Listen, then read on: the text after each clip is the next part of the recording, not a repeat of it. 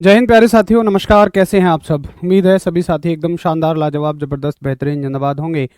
और भाई उम्मीद करता हूं कि आप सभी ना अपनी तैयारी में बहुत अच्छे तरीके से जुटे हुए होंगे। तो ज़रा एक बार मुझे बताओ कि अच्छे तरीके से जुटे होने का मतलब मेरा होता है कि आप सभी सारी क्लासेस बहुत अच्छे से ले रहे होंगे। और देखिए, क्लासेस के बाद एक बहुत ज़रूरी चीज़ होती है जिसका नाम है प्रैक्टिस, कि भाई इस टॉपिक से ना क्वेश्चंस कैसे आएंगे। हालांकि प्रीवियस ईयर क्वेश्चन तो सारे आपको क्लास में ही मिल जाते हैं, मैं तो क्लास में ही करा देता हूँ। लेकिन फिर भी ऐसा थोड़ी है कि, हालांकि देखो रेलवे में मैक्सिमम टॉपिक से प्रीवियस ईयर क्वेश्चन आ चुके हैं, कुछ बचा ही नहीं है। फिर भी कोई टॉपिक ऐसा बचा हो कि जिससे प्रीवियस ईयर क्वेश्चन ना आया हो बट वो इंपॉर्टेंट हो, और या क्वेश्चन घुमा के कैसे पूछा जाता है, इसी क्वेश्चन को और कितने तरीके से पूछ सकता है, तो वो सारी चीज़ें आपकी प्रैक्टिस में हो जाती हैं। तो आप सभी के लिए प्रैक्टिस सेट भी अब शुरू होने वाले हैं। प्रैक्टिस सेट, अपना बढ़िया तरीके से क्लासेस लेना और रात को सोने से पहले रिवीजन, ये सारी चीज़ें आप लोग ना समय से करते रहिएगा। प्रैक्टिस सेट के बारे में सर ने कल बता ही दिया है कि आपके प्रैक्टिस सेट जल्द ही शुरू होने वाले हैं। तो सभी साथियों को गुड मॉर्निंग, नमस्कार। ये सारी चीज़ें बहुत अच्छे से करते रहना।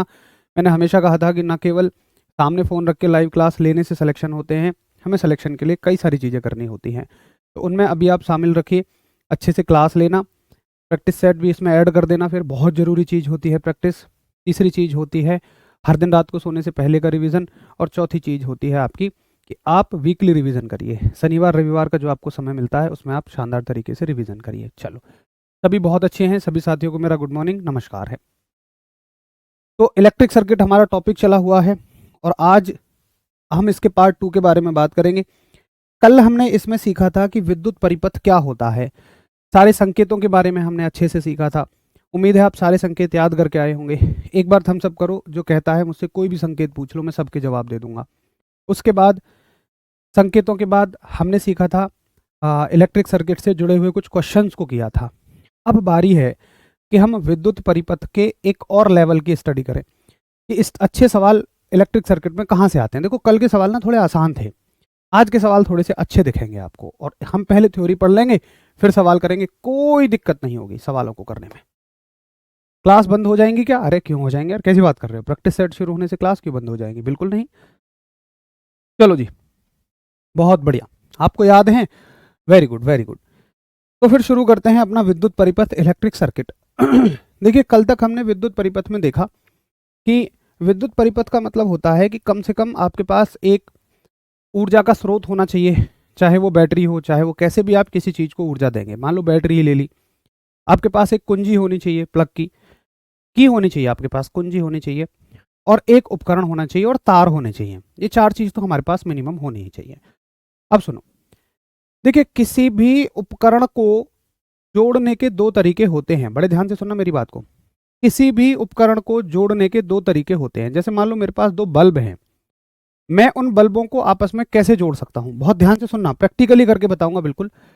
कि देखो, मेरे पास दो बल्ब हैं, एक बल्ब मेरे पास ये है और दूसरा बल्ब मेरे पास ये है। अब मैं इन्हें जोड़ूंगा। तो एक तो तरीका है, देखो, बल्ब के दो तार होते हैं, या बल्ब सबने दिखा है उसमें दो तार निकले हुए होते हैं, है ना? तो मैं क्या करूं कि बल्बों के एक एक तार को तो आपस में ऐसे मिला दूं और एक एक तार को मैं बैटरी से जोड़ दूं। तो इस संयोजन को हम क्या कहते हैं भाई? श्रेणी संयोजन कहते हैं, है ना? और दूसरा संयोजन जो होता है वो समांतर संयोजन हो सकता है। वो भी हमने पढ़ लिया है कि समांतर संयोजन कैसे होता है, और भी मैं आपको बता दूंगा।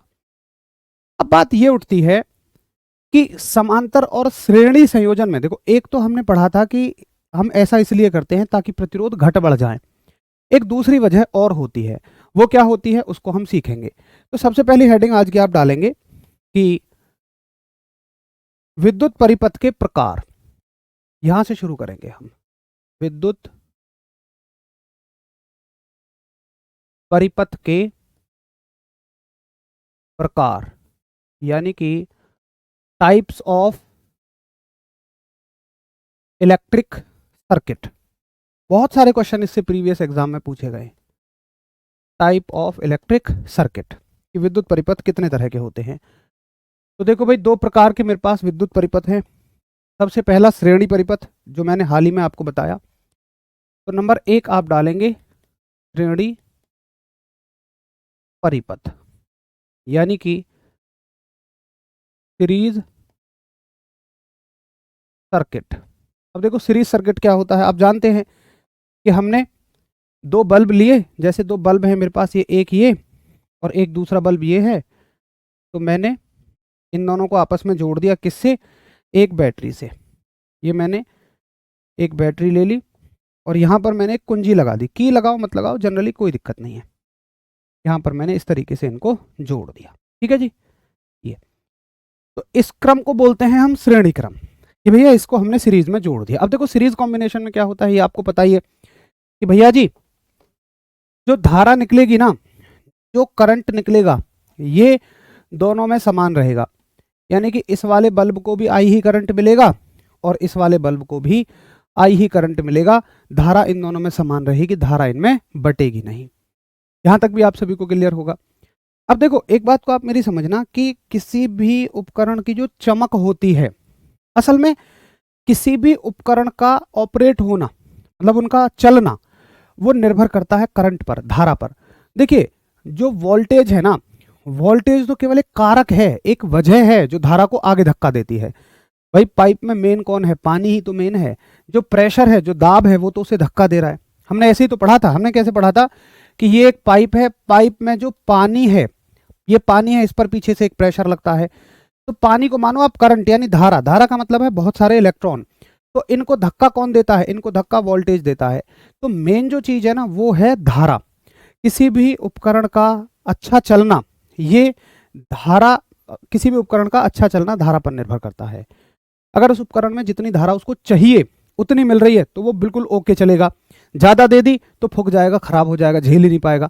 कम दे दी तो ऐसे डिम सा जलेगा। आपने देखे थे वो बल्ब जो थे डिम जलते थे, या जब धारा कम आती है हम तो कहते हैं वोल्टेज कम आ रहा है।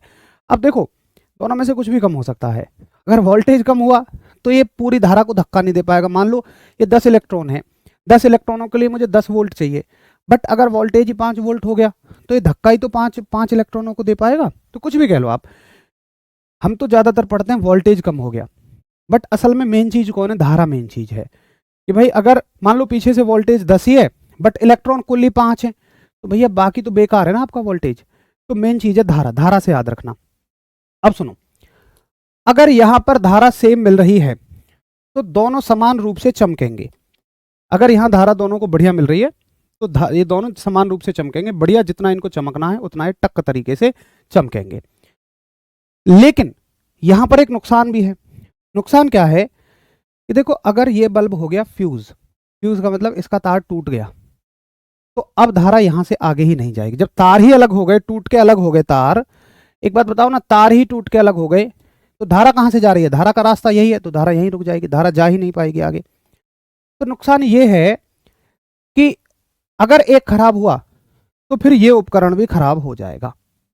और ऐसा नहीं है कि केवल एक, इस तरह से अगर 20 भी उपकरण लगे हैं, मान लो मैंने कहा यहाँ पर एक पंखा भी लगा हुआ है ऐसे, मान लो यहाँ पर एक और बल्ब लगा हुआ है, कुछ भी लगा हुआ है, तो सारे उपकरणों में विद्युत जानी बंद हो जाएगी।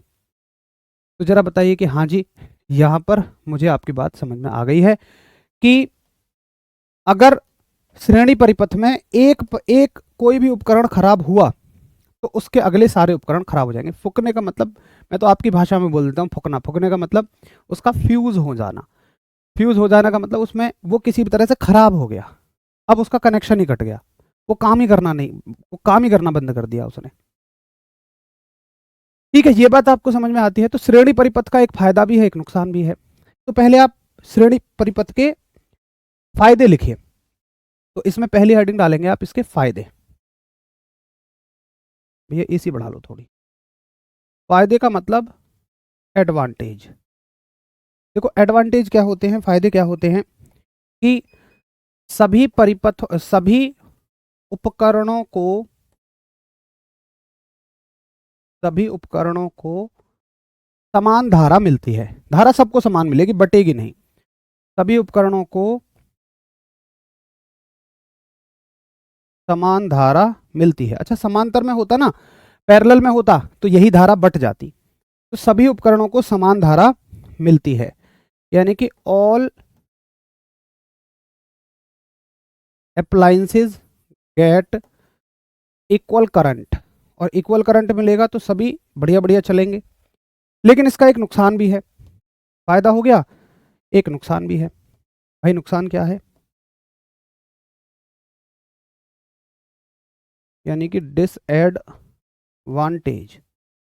डिसएडवांटेज है कि एक उपकरण के बंद होते ही परिपथ के सारे उपकरण बंद हो जाएंगे। तो आप कहेंगे एक उपकरण के बंद होने पर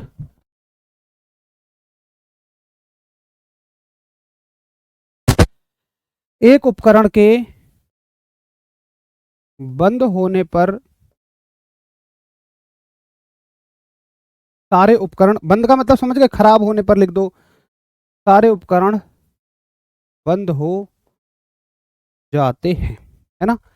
यानी कि इफ वन इक्विपमेंट, इक्विपमेंट लिख लो, अप्लायंसेस लिख लो, कुछ भी लिख लो, इफ वन इक्विपमेंट डैमेज या damaged then current stop, then current stops from all, then current stops in all, कि भाई करंट सब में बहना, प्रवाहित होना ही बंद कर देगा। ठीक है, अभी सिर्फ इतना समझो आप। अब एक साथी कहता है कि भैया इसका उपयोग क्या होता है। अच्छा, तुम्हारे हिसाब से तो ऐसा लग रहा होगा कि इसका तो यार उपयोग ही नहीं करना चाहिए, तो फिर मैं अपने घर में इसको ऐसे जोड़ूंगा ही क्यों, मैं तो इसका कहीं, घर छोड़ो, मैं तो इसका कहीं उपयोग नहीं करूंगा यार। लेकिन नहीं, इसका उपयोग हम करते हैं। देखो, इसका उपयोग हम हर उस जगह पर तो नहीं करेंगे कि जहां पर हम ये ना चाहते हो कि एक उपकरण बंद होने से सारे उपकरण बंद हो जाएं। अच्छा, क्या इसका कोई फायदा है? देखो, फायदा पूरा पूरा है। एक काम करना, आप ना इस चीज को नोट मत करना। अगर मान लो, आपको ना तब समझ में आएगा जब मैं इसकी तुलना करके बताऊंगा। अगर मान लो यही दोनों उपकरण समांतर में लगे होते, अब भाई देखो फिर से वही बात आ जाएगी, जिनको श्रेणी समांतर क्लियर नहीं है, या जिन्होंने पहले क्लास नहीं ली, या जो रिवाइज नहीं करके आया है ना, मैं उनके हाथ जोड़ दूंगा, उनको नहीं समझ में आ जाएगा कुछ भी, है ना। आपको 10% साथी मुझे हमेशा परेशान नजर आते हैं, भाई मैं रिक्वेस्ट करूंगा, आप या तो पुरानी चीज़ों को अच्छे से समझो, अगर आपने क्लास ली है बट रिवाइज नहीं किया तो रिवाइज करो। अब मैं यहाँ श्रेणी समांतर नहीं बताऊंगा बार बार, है ना, माफी चाहूंगा। तो ये आपका समांतर में, अगर मैं इनको समांतर में जोड़ूंगा ना, तो देखो क्या होगा कि जो करंट यहाँ से चलेगा, जो बैटरी से करंट चला, पता है वो बट जाएगा, कुछ इसमें जाएगा, कुछ इसमें जाएगा। मान लो बैटरी से करंट चला 10 एम्पियर, तो मान लो इसको मिल गया 7 एम्पियर, ये मैं अपनी तरफ से मान रहा हूँ, ये मत कहना ये कहाँ से आ गया, ये मैं अपनी तरफ से मान रहा हूँ। अगर इसको 7 मिल गया तो इसको 3 मिलेगा, मतलब मैं कहना चाह रहा हूँ कि 10 में से कुछ कुछ हिस्सा बट जाएगा। तो अगर बट जाएगा ना, तो फिर ये सही नहीं चलेंगे, अच्छे ग्लो नहीं करेंगे। अच्छा, लेकिन तुम चाहते हो कि भैया अच्छे ग्लो करने चाहिए। अच्छे ग्लो करने का मतलब है, मान लो अगर हर एक बल्ब 5 एम्पियर पे ठीक जलता है, बढ़िया जलता है, पूरी क्षमता के साथ जलता है 5 एम्पियर पे, तो भैया ये कहता है मुझे भी 5 एम्पियर चाहिए, मुझे भी 5 एम्पियर चाहिए, तो बैटरी से कितना देना पड़ेगा आपको? 10 एम्पियर देना पड़ेगा, तब जाके दोनों को 5-5 मिल पाएगा। लेकिन यहां पर आप देखो, अगर ये कहता है कि मुझे भी 5 एम्पियर चाहिए, मुझे भी 5 एम्पियर चाहिए, तो बैटरी से केवल 5 एम्पियर बहाने की जरूरत है, यानी कि छोटी बैटरी में काम हो जाएगा। यहां पर छोटी बैटरी में काम हो जाएगा और यहां पर आपको बैटरी बड़ी लगानी पड़ेगी।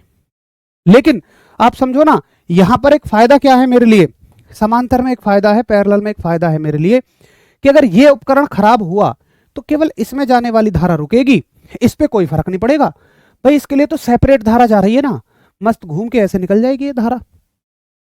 तो समांतर में नुकसान है कि बड़ी बैटरी लगानी पड़ेगी, ज्यादा धारा देनी पड़ेगी, लेकिन फायदा है कि एक उपकरण के बंद होने से सारे बंद नहीं होंगे। सीरीज में, श्रेणी में एक फायदा है कि धारा ज्यादा नहीं देनी है, लेकिन नुकसान है कि एक उपकरण के बंद होने से सारे उपकरण बंद हो जाएंगे। अब एक बार फटाफट बताओ कि हाँ जी भैया मुझे आपकी बात समझ में आ गई, फिर मैं सारी चीजों को लिखवा देता हूं। पहले ये बात बताइए, अब शिवम आप पूछोगे धारा और वोल्टेज में क्या अंतर है, तो भाई साहब मैं हाथ जोड़ के खड़ा हो जाऊंगा, मेरे पास कोई ऑप्शन नहीं है। पिछली चीजों को अगर आप पूछते रहेंगे, धारा और वोल्टेज बहुत अच्छे से समझाया भाई मैंने, नहीं समझ में आएगा।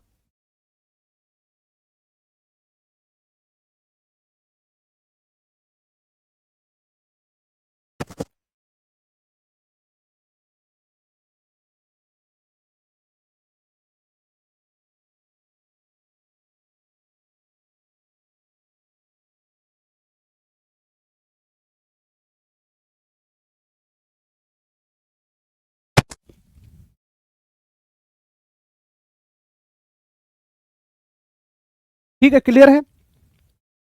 अब सुनो,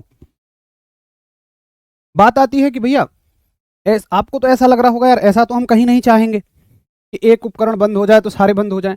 देखो ना तो तुम घर में चाहोगे, घर में 100 उपकरण लगे हुए हैं, पता चला एक खराब हो गया, पहले तो उसको ढूंढो पूरे घर में जाके कि यार वो उपकरण है कहाँ, तब जाके आपके घर की इलेक्ट्रिसिटी का इशू शॉर्ट होगा।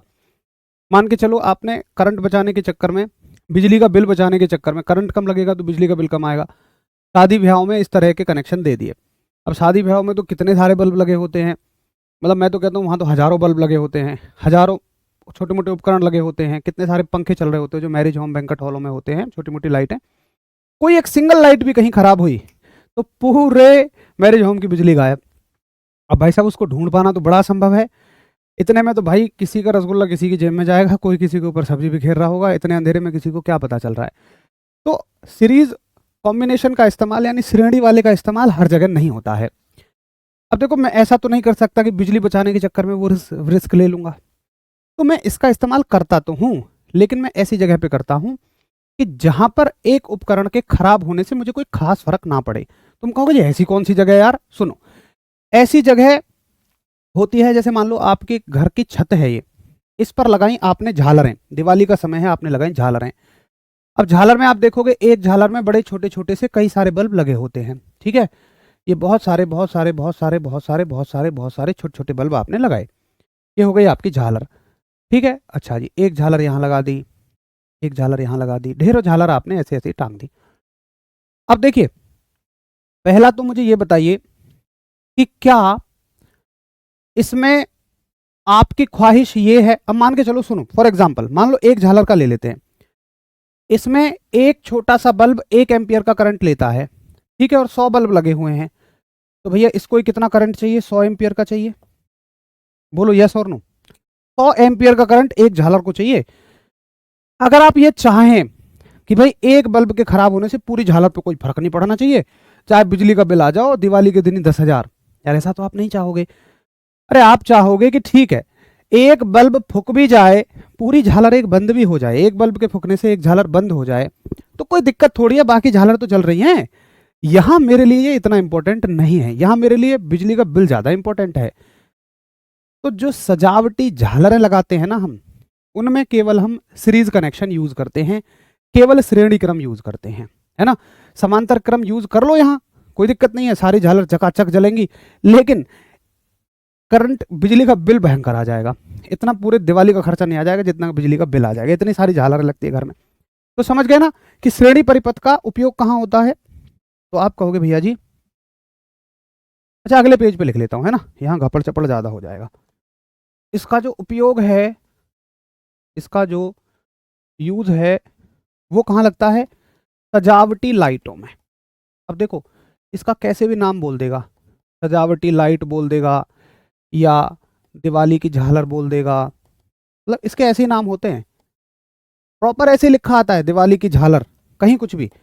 तो डेकोरेटिव लैंप याद कर लो, बाकी आप समझ जाओगे एग्जाम में जिस भी नाम से आएगा, डेकोरेटिव लैंप्स में इसका इस्तेमाल होता है। बोलो क्लियर। मुझे आपने ममता सर की शादी में रुपए नहीं लुटाए, अबे रुपए को लुटाने के लिए थोड़ी है, क्यों भाई, इतनी मेहनत से इंसान कमा रहा है, इससे अच्छा तो फिर कम कमा लो भाई, अगर रुपए लुटाने ही हैं तो फिर कमाने के लिए मेहनत क्यों, इससे अच्छा तो फिर थोड़ा सा आराम करो, शरीर को रेस्ट दो, भगवान के भजन में लगाओ, व्यायाम करो, मेडिटेशन करो, भगवान को समझने की कोशिश करो, या जो भी तुम्हारा अच्छा लगता हो वो करो। अगर पैसे कमाने पहले मेहनत करो, कमाओ, फिर उन्हें लुटाओ, केवल किस लिए, दूसरों को दिखाने के लिए, ना ना ना, उन चीज़ों से आप भी हमेशा ही दूर रहना। ठीक है भैया जी, क्लियर है सभी को। चलो, तो ये हो गया आपका कौन सा परिपथ, श्रेणी परिपथ, सीरीज कनेक्शन। अब देखो इससे और कितने सवाल बन सकते हैं। वो कहेगा श्रेणी परिपथ में धारा समान, श्रेणी परिपथ में क्या समान रहता है, तो आप कहोगे भैया श्रेणी परिपथ में धारा समान रहती है। पूछेगा श्रेणी परिपथ में क्या बट जाता है, तो आप कहते हो जी श्रेणी परिपथ में वोल्टेज बट जाता है, तो वो तो पुरानी चीजें हैं, वो हमने पढ़ ली हैं, ठीक है। चलो ये समझ में आ गया मुझे श्रेणी परिपथ, उसके उपयोग। अब दूसरा परिपथ है मेरा समांतर परिपथ, समांतर परिपथ यानी कि series, sorry parallel combination, parallel combination.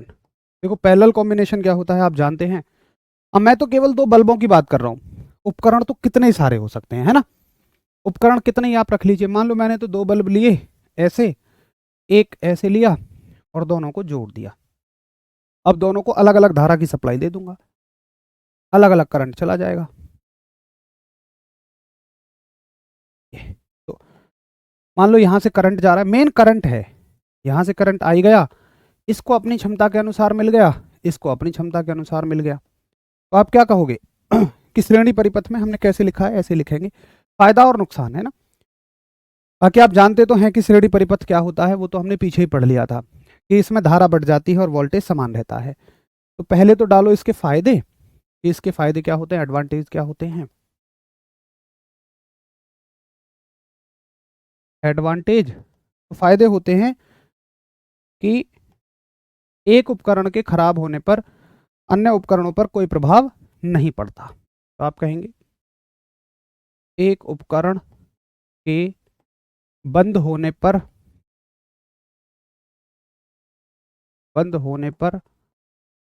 बाकी प्रभावित नहीं होते। प्रभावित का मतलब वो अपना आराम से चलते रहेंगे, यानी कि ऑन बीइंग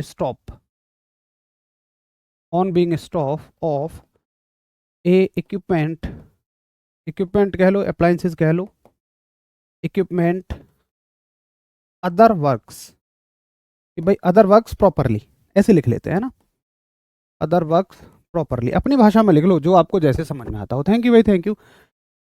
सभी को मज़ा आ रहा है पढ़ने में, आज तो मज़ा आ गया पढ़ने में, जब आरसी बाबू आप गजब पढ़ाते हैं साथ ही याद हो जाता है। थैंक यू भाई। ठीक है, दूसरा इसके लिखो, ये फायदे हो गए, और इसके नुकसान लिख लो,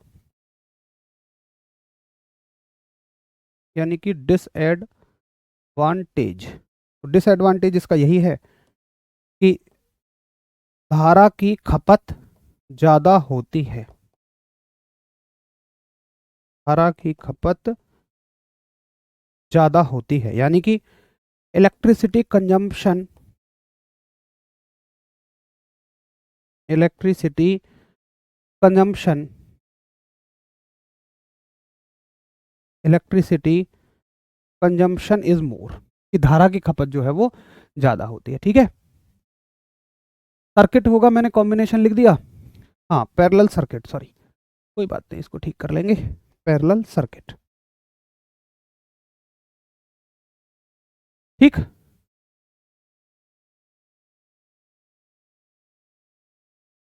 सर अगर फैन लगा दिया जाए तो ज़्यादा करंट लेगा, तो कैसे करंट डिवाइड होगा। कोई दिक्कत नहीं यार, ज़्यादा लेगा तो अपने आप डिवाइड हो जाता है ना, इसमें तो कुछ करना ही नहीं है।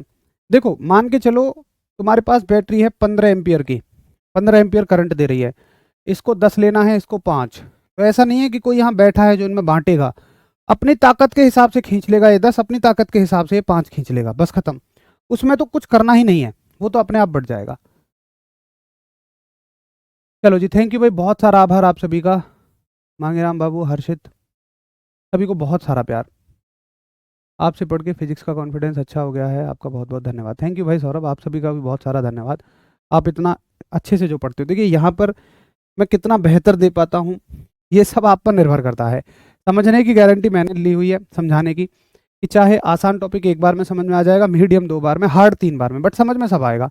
लेकिन आपसे बस मैं एक रिक्वेस्ट करता हूँ कि पुरानी चीज़ें बार बार मत पूछो, मुझे बताने में तकलीफ नहीं है, बट मैं मानता हूँ कि सोचो ना, वहाँ पर जो चीज़ मैं हर एक टॉपिक को आपको एक एक क्लास में करवा रहा हूँ, अब तुम मुझसे 4 क्लास बाद ये पूछो कि जी सीरीज और पैरेलल सर्किट बता दो, तो मैं 2 मिनट में तो नहीं बता सकता ना, 1 घंटे की चीज़। तो बस मैं इतनी उम्मीद करता हूँ कि पुरानी चीज़ें क्लियर होनी चाहिए, और आप देख रहे होंगे कि पुरानी चीज़ों से ही नई चीज़ें बन रही हैं, जब तक आपको पुरानी चीज़ें याद नहीं है ना, तब तक नई चीज़ें आप समझ ही नहीं पाएंगे, है ना।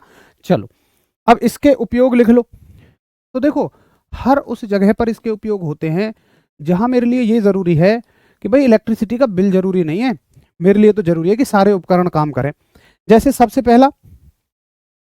पहला उपयोग है इसका, देखो स्ट्रीट लाइट, जो आपकी गली वाली लैंप होती हैं उनको स्ट्रीट लैंप भी बोल देते हैं, स्ट्रीट लाइट।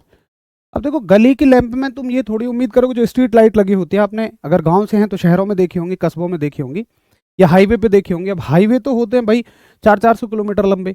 अगर मान लो हमने वहाँ पे 1000 लाइट लगी हुई हैं, अगर एक लाइट बंद होगी सारी बंद हो जाएंगी। उसमें मैं ये थोड़ी चाहूँगा, मैं तो चाहूँगा बिजली का बिल बेशक ज़्यादा चला जाए, रोड लोग जो है अपना टोल टैक्स दे रहे हैं। लोग पैसा किस बात का दे रहे हैं रोड पे चलने का? इसी बात का तो दे रहे हैं। आप नया वाहन खरीदते हो तो टैक्स जमा करते हो, आप किसी हाईवे पर जाते हो तो टैक्स जमा करते हो, तो टोल देते हो। वो क्यों दे रहे हो? आप इसी खर्चों को बचाने के लिए तो दे रहे हो, सुविधा लेने के लिए। तो भाई स्ट्रीट लैंप कैसी जुड़ी होती हैं? समांतर में जुड़ी होती हैं। दूसरा आपसे प्रश्न आएगा, कोई मैरिज होम हो, ऐसे ही सवाल देता है, मैरिज होम या कोई बैंक्वेट हॉल हो, या शादियों में जो, देखो शादियों में सजावट की झालर है कि नहीं बात कर रहा हूं मैं, शादियों में जो लाइट होती है, शादियों में जो इक्विपमेंट्स होते हैं, मैं उनकी बात कर रहा हूं। तो इतने से ही आप समझ जाएंगे कि मैरिज होम है। बाकी आपके घरों में भी इसी तरह के कनेक्शन इस्तेमाल होते हैं। ये तो मैरिज होम हो गए, होम में हो गए, घरों में। अच्छा, होम और हाउस में आपको फ़र्क पता होगा ना, होम अपना घर होता है, हाउस किराए का घर होता है।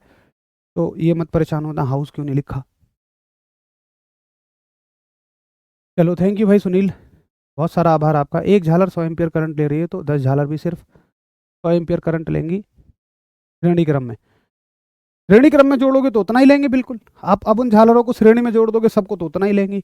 अगर समांतर में जोड़ोगे तो हर एक में 100 हो जाएगा। बिल्कुल सही कंक्लूजन निकाला है आपने। अब हम क्वेश्चन करें, बताइए एक बार। अब आप मुझे अनुमति दें भैया आप क्वेश्चन मुझे करवा दीजिए। तो देखो इस टॉपिक से क्या क्या क्वेश्चन बनते हैं, बात है इस टॉपिक को ना समझ में आना जरूरी है। जैसे बोलो, आरआरबी ग्रुप डी 7 अक्टूबर 2022 में आया हुआ सवाल कि श्रेणी परिपथ का एक उदाहरण है। तो श्रेणी परिपथ का कौन सा उदाहरण है? फटाफट आप उत्तर करिए। देखो घरेलू वायरिंग हमने कवर कर ली, स्ट्रीट लाइट हमने कवर कर ली। अब ऐसा नहीं है कि मैं सारे कवर करा सकता हूँ, मैंने तो कॉन्सेप्ट समझ लिया ना।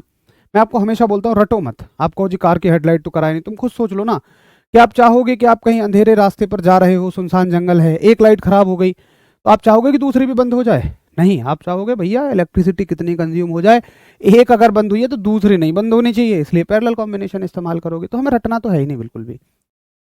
अब आप इसका उत्तर करिए। तो आप कहोगे कि भाई श्रेणी परिपथ का उदाहरण जो है ना भैया, वो है आपका सजावटी लाइट है। ये तो सब समांतर परिपथ के उदाहरण हैं, ये तो सब आपके समांतर है, यानी कि पैरेलल है। तो रटना बंद करो। अभी भी मैं फिर से कह रहा हूं कि ना तो केवल श्रेणी परिपथ का अकेला ये उदाहरण है, ना समांतर के केवल ये 3 हैं। कितने ही उदाहरण और भी हो सकते हैं, बट मैं कह रहा हूं आपने एक बार समझ लिया ना तो फिर आप कितने ही कर दोगे, अलग अलग से रटने की जरूरत ही नहीं है। अगला सवाल देखिए, श्रेणी संयोजन में प्रत्येक प्रतिरोध से गुजरने वाली धारा। मेरी हर एक लाइन से सवाल बनता है जो मैं आपको थ्योरी समझाता हूं जब। बताइए इसका उत्तर।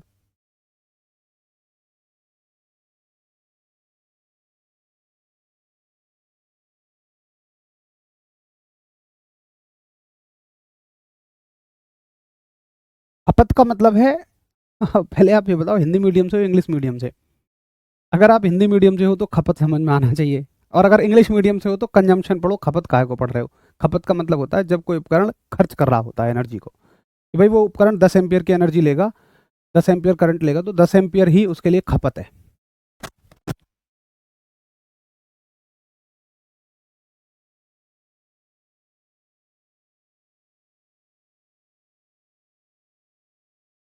हाँ जी, श्रेणी संयोजन में प्रतिरोध से गुजरने वाली धारा, तो सभी का एक ही लय में उत्तर है कि भाई सभी प्रतिरोधों में बराबर होती है। सभी प्रतिरोधों में कैसी होती है? बराबर बराबर बढ़ जाती है। देखो बढ़ती तो है नहीं। अच्छा, धारा जो है क्या मोटाई के समानुपाती होती है? नहीं। क्या धारा प्रतिरोध के समानुपाती होती है? देख लो एक बार भाई, ओम का नियम है V बराबर IR। अब धारा का प्रतिरोध से संबंध निकालना है, तो धारा को और प्रतिरोध को एक साथ मत रखो, अलग अलग रखो। मान लो धारा को इधर रख लो तो प्रतिरोध यहाँ आ गया। अब बताओ क्या धारा प्रतिरोध के समानुपाती है? नहीं। नीचे लिखी हुई चीज व्युत्क्रमानुपाती होती है, यानी नीचे लिखी हुई चीज इनवर्सली प्रोपोर्शनल होती है ना। तो आप कहोगे समानुपाती नहीं होती है। यहां से चाहो तो एक कंक्लूजन निकाल लो कि भाई व्युत्क्रमानुपाती होती है। और पता रटो मत यार, व्युत्क्रमानुपाती का मतलब उल्टा संबंध है। अगर ये ज्यादा होगा तो इसमें से कम धारा गुजरेगी, बिल्कुल ठीक बात है। भाई प्रतिरोध का मतलब है धारा के मार्ग में रुकावट, तो जितना ज्यादा रुकावट होगी उतनी ज्यादा कम धारा जाएगी। वो तो मुझे वैसे भी समझ में आता है। चलो अगला क्वेश्चन, त्योहार के समय भवनों में लगाई जाने वाली लाइटें या झालरें का उदाहरण है। तो लाइट और झालर, अब मुझे नहीं लगता कि अलग से कराने का है, कि भाई श्रेणी परिपथ सभी को समझ में आ जाएगा, कोई दिक्कत नहीं है। अगला सवाल करो। वोल्टेज को स्थिर रखते हुए यदि अधिक लैंपों को एक श्रेणी परिपथ में जोड़ा जाता है तो परिपथ में कुल धारा, अब सुनो, ये सिर्फ ये पूछता है तुमसे, अरे यार, वोल्टेज को स्थिर रखते हुए, ये पता है सवाल ही गलत है, क्योंकि ये एक तरफ तो कह रहा है श्रेणी परिपथ, सुनो ये सवाल ही गलत है, मैं इस पे ऑब्जेक्शन डाल दूंगा अगर ऐसा सवाल आ जाए तो। भाई श्रेणी परिपथ कह रहा है, मान लो ये श्रेणी में जुड़े हुए हैं बहुत सारे बल्ब ये, और एक तरफ वो कह रहा है वोल्टेज को स्थिर रखते हुए।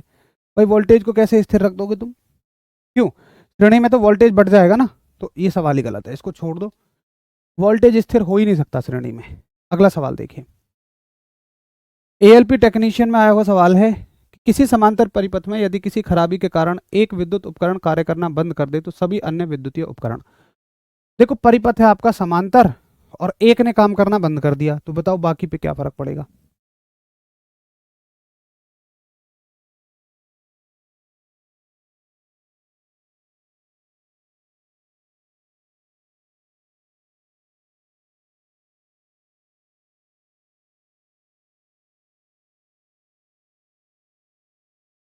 देखो एक भैया ने बहुत अच्छा सवाल पूछा है, मैं बताऊंगा उसका उत्तर, बड़ा अच्छा प्रश्न है, पहले इसका आंसर करो। तो आप कहोगे कि समांतर परिपथ में अगर एक बंद भी हो जाए तो बाकी अपना सामान्य रूप से काम करते रहेंगे, वो तो जब जैसा अपना जिस तरीके से काम कर रहे हैं उसी तरीके से काम करते रहेंगे, कोई प्रॉब्लम उन्हें नहीं होगी, ठीक है।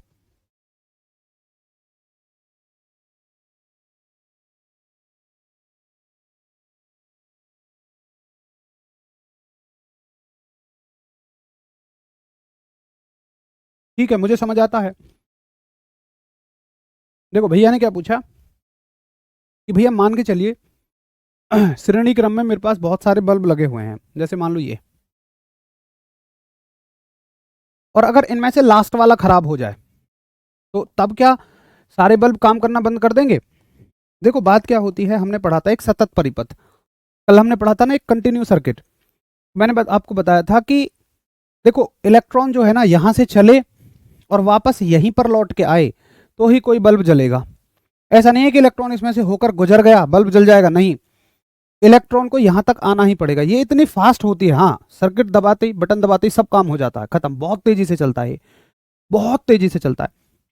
तो आप मुझे ये बताओ कि अगर वो मान लो यहां से टूटा, तार इसका यहां से टूट गया, तो फिर तो इलेक्ट्रॉन जा ही नहीं पाएंगे ना आगे, और मैं आपको बताऊं, आप समझो जा नहीं पाएंगे, निकलेंगे ही नहीं, यहां से चलेंगे ही नहीं, क्योंकि अब इलेक्ट्रॉनों को कोई खींचने वाला नहीं है ना, मैंने कहा था ना कि इलेक्ट्रॉन घूम के जाएगा, तो अगर ये पूरा बंद है तभी तो इलेक्ट्रॉनों को यहाँ इसका खिंचाव यहाँ फील होगा और इलेक्ट्रॉन ऐसे करके जाएगा। अब जब इलेक्ट्रॉन को कोई खिंचाव ही महसूस नहीं हो रहा है, ये तो आप जैसे ऐसे मानो कि जैसे मान लो एक पाइप में पानी भरा हुआ है, ठीक है, अब पानी अगर पाइप मान लो यहाँ से फट जाए, यहाँ से टूट जाए, तो फिर तो पीछे भी ठीक काम नहीं चलेगा, पीछे का भी प्रेशर नहीं बना हुआ रहेगा, मेंटेन थोड़ी ना रहेगा, पीछे का प्रेशर प्रेशर पूरा ढीला पड़ जाएगा, तो सारे उपकरण काम नहीं करेंगे, किसी भी एक के खराब होते ही सारे उपकरण बंद हो जाएंगे, चाहे वो अंत में हो चाहे वो शुरू में हो, सर्किट कंप्लीट होना चाहिए, है ना। चलो अगला सवाल, ये तो कर लिया था है ना, प्रवाहित धारा का मान, इसको छोड़ो, ये भी कर लिया था, ये बताओ कि विद्युत परिपथ कनेक्शन कितने प्रकार के होते हैं।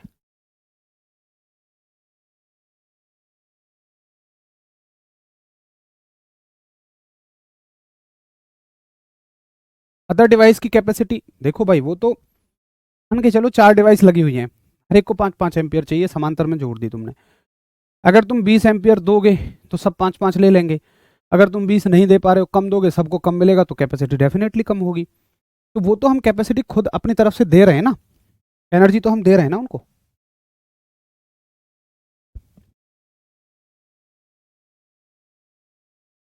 बहुत बढ़िया, परिपथ में कनेक्शन दो तरह से होते हैं, पैरेलल सीरीज यानी कि दो तरह से, श्रेणी और समांतर, क्लियर है।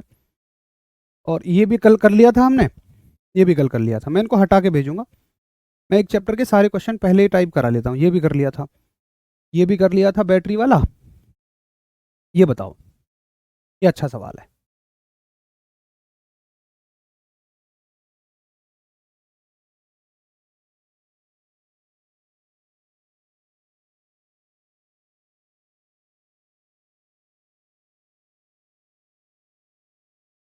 इसका उत्तर करेंगे,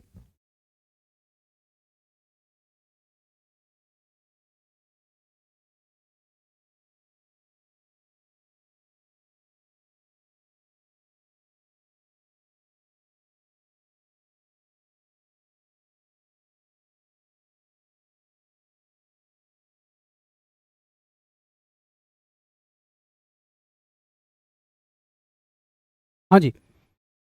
तो हालांकि सभी साथियों का ए उत्तर है, बाकी एक दो साथी सी भी कर रहे हैं। सर्किट में श्रृंखला में प्रतिरोधक जुड़े हैं, सर्किट के माध्यम से धारा का मान। अब पता है कुछ लोगों को क्या लग रहा है, वो अपना दिमाग लगा रहे हैं कि प्रतिरोध में धारा का मान घट जाता है। अरे समझो तो सही, वो क्या कह रहा है, वो ये कह रहा है कि भाई सीरीज में लगे हुए हैं तो यहाँ ये दिमाग मत लगाओ कि प्रतिरोध में धारा का मान घट जाएगा। अरे श्रेणी में समान रहता है धारा का मान, बस आप ये लगो कि भाई एक ही रहता है। अभी का ठीक है, कुछ एक आधा साथी मेरे सी लगा रहे हैं कि धारा का मान घट जाएगा प्रतिरोध से गुजरेगा, तो वो नहीं पूछ रहा है, वो पूछ रहा है कि इन दोनों में घटेगा, इन दोनों में बट जाएगा या बराबर रहेगा, बस बटेगा या बराबर रहेगा, वो ये पूछता है। देखो ये एक अलग बात है। मेरी बात समझो, आप कहोगे जी प्रतिरोध में तो आपने घटना बताया था। भाई मैं तो ये कह रहा हूं कि 5 एम्पियर इसको मिला, 5 एम्पियर इसको मिला, हम ये मान के चलते हैं कि यहां पर इस तरह से कोई लॉस नहीं है, कोई नुकसान नहीं है। चलो अगला सवाल देखिए, ग्रुप डी 27 नवंबर 2018। परिपथ में विद्युत प्रवाहित होने का केवल एक मार्ग होता है। ये कह रहा है कौन सा परिपथ ऐसा है जिसमें विद्युत के प्रवाहित होने का एक मार्ग होता है।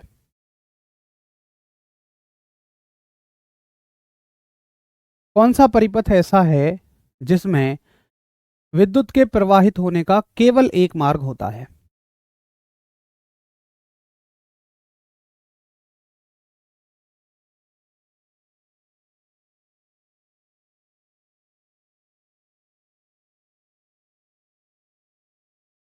तो आप कहेंगे कि श्रेणी परिपथ जो होता है, फिर से मैं वही बनाऊंगा कि श्रेणी परिपथ में विद्युत धारा एक दिशा से जाएगी और ऐसे जाएगी, लेकिन समांतर में क्या होगी धारा कि अगर मान लो यहां से भी जा सकती है, यहां से भी जा सकती है, तो इस रास्ते से भी जाएगी और इस रास्ते से भी। कोई तीसरा उपकरण होगा तो तीसरा भी रास्ता बना लेगी। तो भाई वो तो जैसे पानी है ना, पानी को समझो, पानी को जहां ढलान दिखेगा पानी बहता हुआ चला जाएगा, वैसे ही बिल्कुल धारा का है, धारा को जहां उपकरण दिखेगा अपने आप खिंची चली जाएगी। तो आप कहोगे कि किसकी तरह होती है, श्रेणी में होती है, श्रेणी में केवल एक ही मार्ग होता है। अगला सवाल देखो, ग्रुप डी 16 नवंबर 2018 की परीक्षा का सवाल है कि एक विद्युत परिपथ आरेख में शैल के चिन्ह में एक लंबी और एक छोटी रेखा होती है, लंबी रेखा किस टर्मिनल को दर्शाती है। तो शैल का जो निशान है, शैल का जो सिंबल है, मैंने आपको बताया एक बड़ी रेखा होती है, एक छोटी रेखा होती है। अभी कहता है लंबी रेखा क्या दर्शाती है, तो लंबी रेखा प्लस को दर्शाती है माइनस को, ये सवाल है। तो मेरे हिसाब से कोई बहुत मुश्किल सवाल नहीं है ये, बस बात है कि आपको ना इन्हें समझना है, पढ़ना है। सिलेबस थोड़ा सा ज़्यादा है। आप अगर आपने मेरी क्लास ली हो किसी और एग्ज़ाम के लिए, तो ये सारी चीज़ें तो मैंने कभी कराई ही नहीं होंगी ना, इनकी कोई ज़रूरत होती है। लेकिन यहाँ पर थोड़ा सा डिटेल में पढ़ना है, मुश्किल चीज़ें नहीं है, नॉर्मल चीज़ें हैं, बट डिटेल में पढ़ना है। तो आप कहोगे कि भैया ये पॉजिटिव होती है और ये नेगेटिव होती है, तो ये क्या हो जाता है, आपका बड़ा वाला टर्मिनल हमेशा धनात्मक टर्मिनल होगा, पॉजिटिव टर्मिनल होगा। और करो previous year question, RRB group D 28 नवंबर 2018 शिफ्ट 1 में आया हुआ सवाल कि एक सर्किट में दिए गए प्रतीक का उपयोग इस प्रकार किया जाता है, बताओ। मतलब ये कह रहा है कि ये किसका सिंबल है, ये किसका प्रतीक है, बोलो जल्दी से।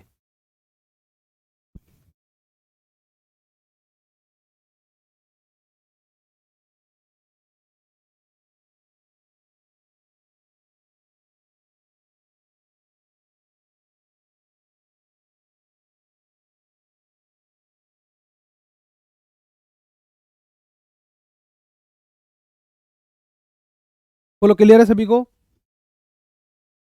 तो ये किसका सिंबल है भैया जी, ये प्रतिरोध का सिंबल है, ये रेजिस्टेंस का सिंबल है। मेरी बात समझ में अच्छे से आ गई। तो ये कर लिए हमने विद्युत परिपथ से बनने वाले मैक्सिमम सवाल जितने हो सकते थे। और मैं आपको बताऊं कि ग्रुप डी में मुझे नहीं लगता कि कोई टॉपिक छोड़ा जाता है, तो सारे टॉपिक ग्रुप डी ने पूछ ही रखे हैं। तो प्रीवियस ईयर क्वेश्चन के माध्यम से ही हमारा ये भी हो जाता है कि भाई इससे बनने वाले सारे सवाल भी हमने कर लिए। तो देखो मेरी तो ना आपको प्रैक्टिस क्लास भी लेने की ज़रूरत नहीं है, और असल में अभी मेरी प्रैक्टिस शुरू भी नहीं हो पाएगी। क्यों नहीं हो पाएगी, मैं आपको कारण बता देता हूँ, क्योंकि मेरे पास 5 क्लास पहले से ही चली हुई हैं, कोई भी क्लास जल्दी ही समाप्त नहीं हो रही है, और छठी क्लास में ले नहीं सकता क्योंकि मेरा ऑफिस है, गवर्नमेंट ऑफिस है, तो मतलब मुझे बिल्कुल पैक है शेड्यूल, 1 मिनट का भी टाइम उसमें नहीं है। लेकिन मेरे प्रैक्टिस सेट की ज़रूरत भी नहीं है। आप देख रहे होंगे कि मैं तो शुरू से ही आपको हर टॉपिक के बाद क्वेश्चन करा रहा हूँ। हाँ मैं इतना ज़रूर कर दिया करूँगा कि संडे को हम हर संडे कोशिश करेंगे एक मैराथन क्लास लेने की। अगर मुझे एक आधा संडे कभी घर जाना हुआ तो अलग बात रहेगी, बाकी हर संडे जैसे मैंने अभी न्यूमेरिकल सीरीज चलाई हुई है, तो आगे से न्यूमेरिकल के साथ साथ उसमें कुछ थ्योरी भी ऐड कर लेंगे। तो हफ्ते भर की जो प्रैक्टिस आप करना चाहते हैं वो आपकी संडे में हो जाएगी। तो हम पैटर्न ये रख लेंगे कि यहाँ तो देखो मैं आपको PYQ करा ही दे रहा हूँ, प्रीवियस ईयर क्वेश्चन सारे करा दे रहा हूँ।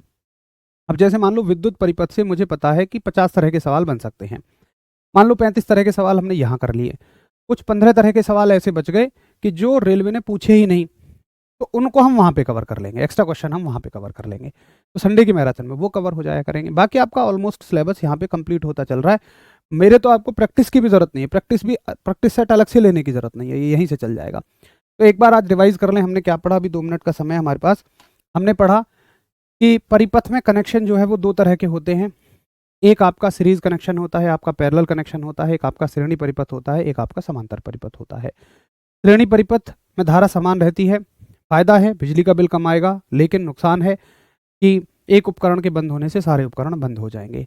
वहीं समांतर परिपथ में नुकसान है कि हर एक परिपथ को अलग धारा चाहिए, तो धारा का जो खर्च है वो बहुत ज़्यादा है, बिजली का बिल बहुत ज़्यादा आएगा। लेकिन कुछ जगह ऐसी होती हैं कि जहाँ पर बिजली का बिल मैटर नहीं करता, मैटर करता है कि सारे उपकरण अच्छे से काम करने चाहिए, या एक उपकरण खराब हो जाए तो बाकी उपकरण ठप्प नहीं पड़ जाने चाहिए, गड़बड़ नहीं हो जाने चाहिए। ठीक है, तो चलिए साथी, फिर मिलते हैं कल की क्लास में एक नए टॉपिक के साथ।